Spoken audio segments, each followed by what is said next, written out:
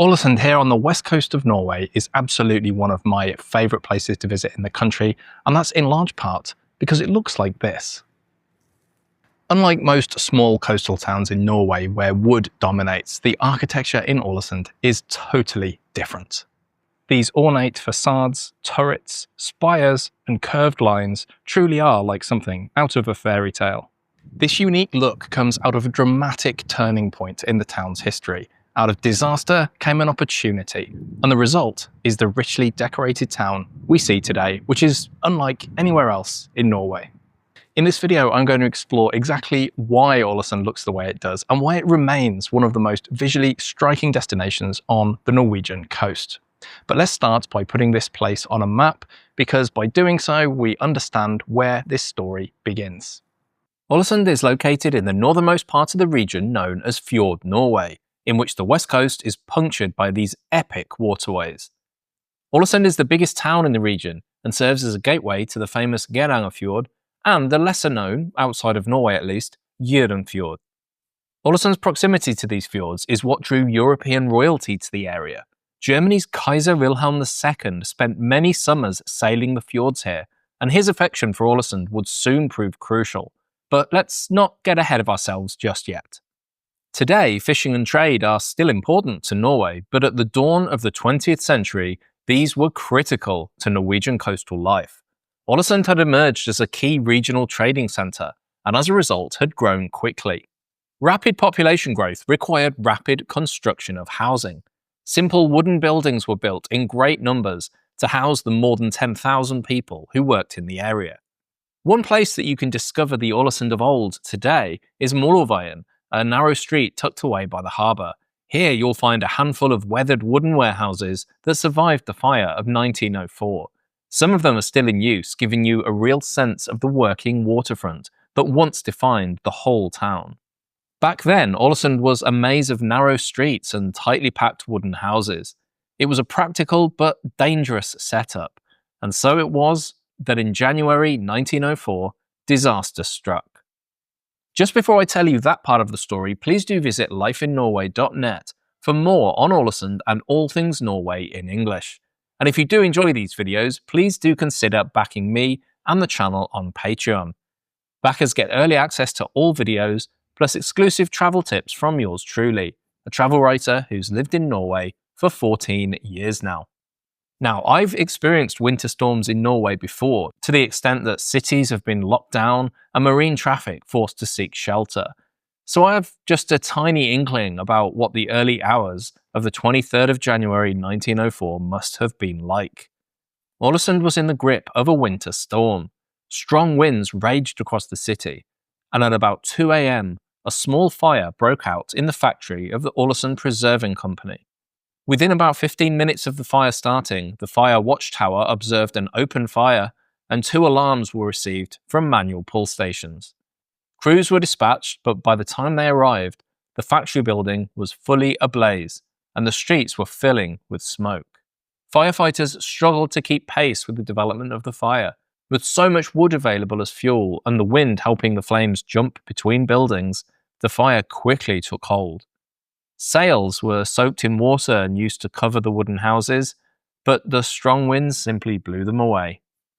Despite firefighters attempting to hold the fire line several times, high winds blew sparks onto other buildings. The firefighting was hampered further by the hoses themselves.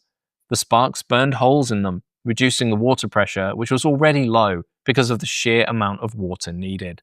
Soon the focus turned to evacuation, with thousands of people forced to flee their homes. Many just with what they could carry on foot. They boarded boats, ships, anything to get away. But rescue operations didn't just focus on people. The fishing fleet was just as important. Should people survive, they needed their livelihood.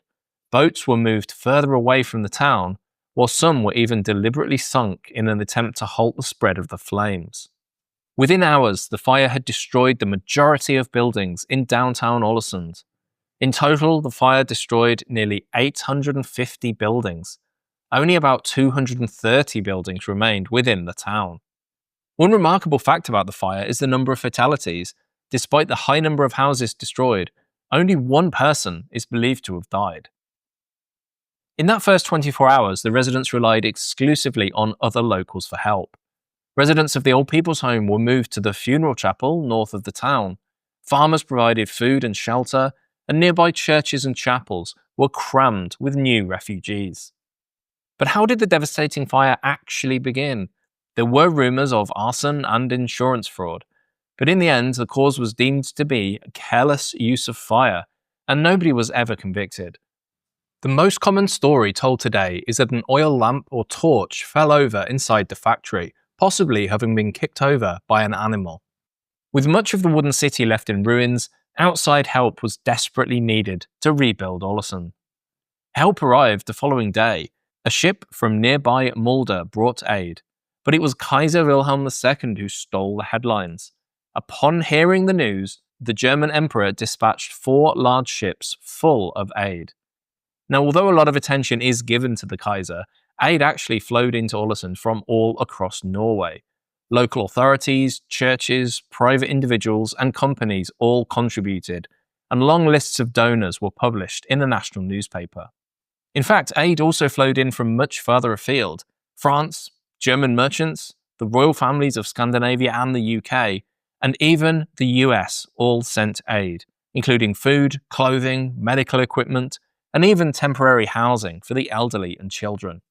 The Kaiser's generous donation, though, undoubtedly set the tone for the campaign, and he is rightly celebrated today with his name still visible throughout Ålesund.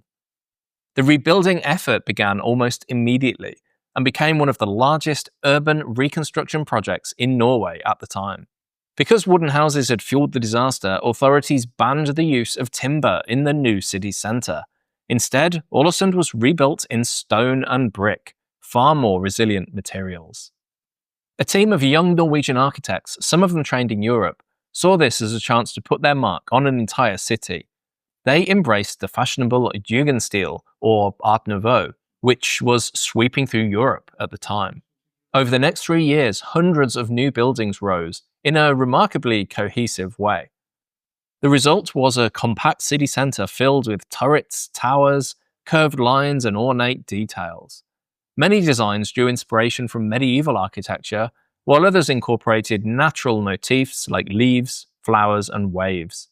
Together, these elements gave Ålesund its distinctive fairy tale look, unlike any other Norwegian town. Today, Ålesund is celebrated as one of the best preserved Art Nouveau towns in Europe, a living monument to that rapid and ambitious reconstruction after the 1904 fire. One fact many visitors miss, the famous colour palette, that actually came later, more than 60 years later in fact. A push for heritage preservation and tourism promotion pushed the city to highlight its Art Nouveau identity. And as a result, buildings were repainted in brighter pastel tones, soft yellows, blues, greens, and pinks, which is the image most visitors associate with Ålesund today. The look and feel of Ålesund is still regulated today within the now historic stone-built district that was rebuilt after the fire. This council-issued document explains the rules and good practice for signs and advertising in central Ålesund. It aims to balance modern business needs with preservation of the city's unique look. That's because the council says that visitors come to Ålesund for its historic atmosphere, and so businesses benefit more from tasteful, well-integrated signs than from eye-catching but disruptive advertising. If only more cities took the same attitude. Historians today generally accept that the city fire was positive in terms of city development. Nevertheless, it's important to remember that the fire destroyed the lives of thousands of people at the time. The people of Ålesund certainly do remember. Every January, a walk is held to retrace the route of the fire. To really understand this history of Ålesund, it helps to explore the places that bring this story to life. Start with a trip along the Jørenfjord, where you'll see the same landscapes that once drew Kaiser Wilhelm and other European leaders and royalty to this coast. Daily trips run to the Jørenfjord from downtown Ålesund, and some even include lunch at a historic hotel. Either way, you'll have a memorable trip. There are also high-season trips to the world-famous Geirangerfjord. This UNESCO World Heritage Site is well worth seeing, although the trip takes much longer. Back in town, the Ålesund Museum gives a broad picture of local life, from the fire and rebuilding to fishing, boat building, and the Second World War. It's well worth hunting out the museum, which you're unlikely to wander past, even though it's centrally located. Then make your way to this striking building in the heart of the town. It's home to Jugendstil Center, the Art Nouveau Center, where original furnishings and decorative details are on display in this former pharmacy building, which retains the pharmacy feel in the reception. Make sure you leave time for the time tunnel style exhibit that tells the story of the fire. So if you want to get the full picture of the fire and reconstruction, I do recommend both Ålesund Museum and the Art Nouveau Center. But for the truly keen, there's yet more to see. As I mentioned earlier, if you're planning a walk around the city, don't miss Moloveien, where a handful of old wooden warehouses survived the fire. Today they're home to galleries and shops, yet they still echo the working waterfront that once defined Ålesund. A visit to the nearby Maritime Museum adds even more context. Walking really is the best way to experience Ålesund. Wander the compact city centre, pause to admire the details carved into the facades, and then climb the steps to the Axla viewpoint. This is well worth the walk, especially now that many sightseeing buses are banned from making the trip by road. From up here, you'll be able to see everything. You'll get an appreciation for the devastation a fire must have caused. You'll see the modern stone-built centre, and it'll become clear why the German Kaiser was so fond of the city and its surroundings. Perhaps you'll also see a boat heading out to the Jølnfjord. Watch this video next for more on what to expect on that sightseeing cruise to what might just be Norway's most beautiful fjord.